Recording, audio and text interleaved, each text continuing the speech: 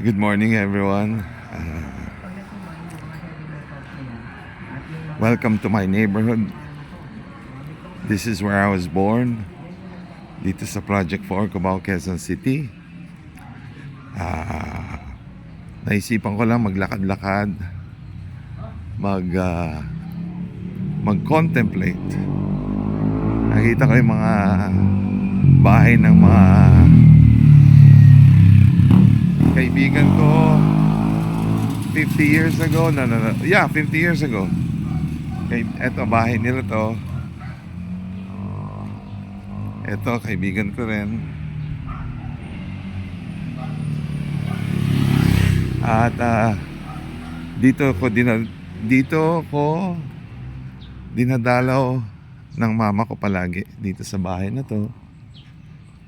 Yan.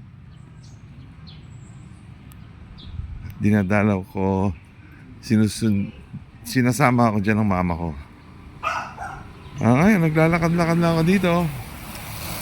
At nagpe-pray. Pinagpe-pray ko na pangunahan ako ni God, that God leads me to where He wants me to go, or what He wants me to do. Natutuwa ako sa kabutihan ni God.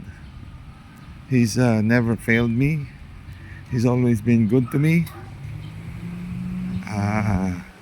There's just this time in my life right now where I need to once again follow His lead. So, medyo mahirap yung video kasi nasa likod yung liwanag, ano. Pero maganda dito. Ito yung street namin.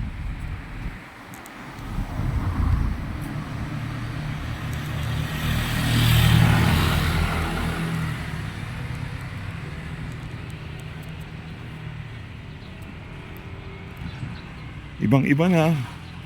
It's been a long time since I stayed in this place. Right now,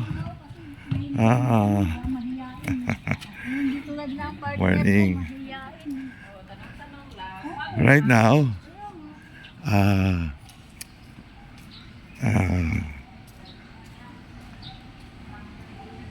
tinutulungan kong gawing productive yung property ng lola ko na iniiwan sa amin magkakapatid.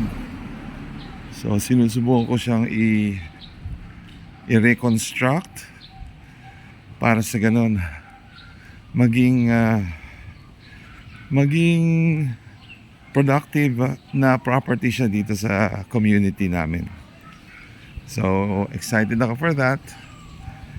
Today is a Sunday, and nothing beats being with God. Nothing beats communing with God. And nothing beats, excuse me, may motor. Yun lang. May mga ganon dito. So as I was saying earlier, nothing beats being in touch with the Spirit of God. Grateful for all my viewers. I'm grateful for just your prayers. I need as much prayer as any other person out there. So please, I ask that you keep praying for me as I pray for you, and as I make a stand for the cause of Christ. Have a great time communing with God. I love you guys.